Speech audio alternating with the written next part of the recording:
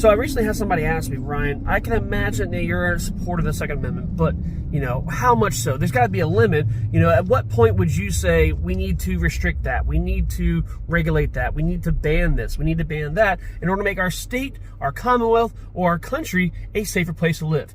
And to that I say this. I am an unwavering supporter of the Second Amendment. All gun laws are infringements upon that right which is not given but instead protected by the Second Amendment of the Constitution.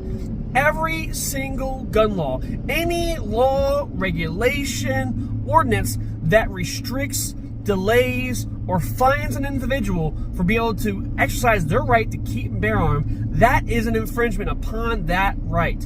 And if you were to say, Ryan, you think that violent criminals who have been convicted and have gone to jail for years or even decades, that they should be able to carry a gun, that they should be able to buy a gun?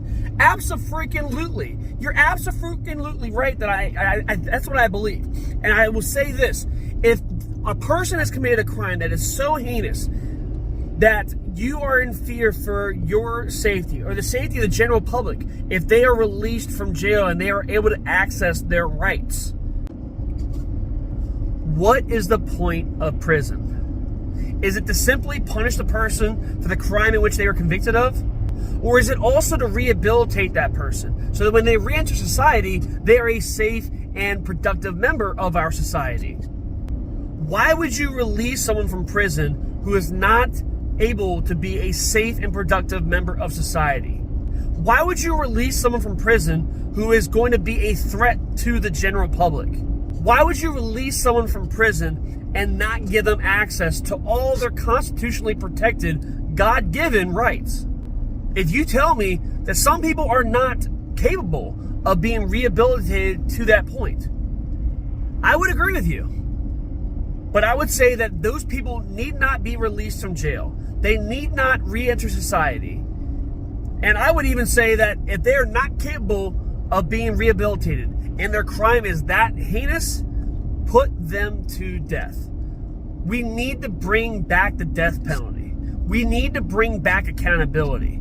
That is the problem that people have with people that have committed crimes and have gone to jail. That is the problem that people have with that. They don't like people in those positions that have committed crimes and have gone to jail and come back out and having access to their rights, because people know on the left and the right, whether they're willing to admit it, that our society lacks accountability, that our prisons aren't that great at rehabilitating people, that people are not getting long enough prison sentences in the first place. That's why we see such high levels of recidivism in our country, especially in the state of Maryland.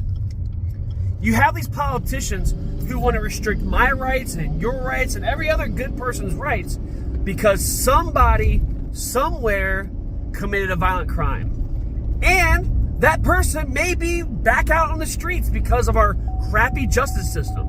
If you fix the justice system, if you implement accountability into these people's lives, maybe you wouldn't be in such fear of what they are capable of doing when they have access to their rights. If I were to be elected to public office, I wouldn't even waste my time reading any bills that posed any type of gun control law in the least bit. I wouldn't even read it because it'd be a waste of my time, because I would never, ever even consider signing it.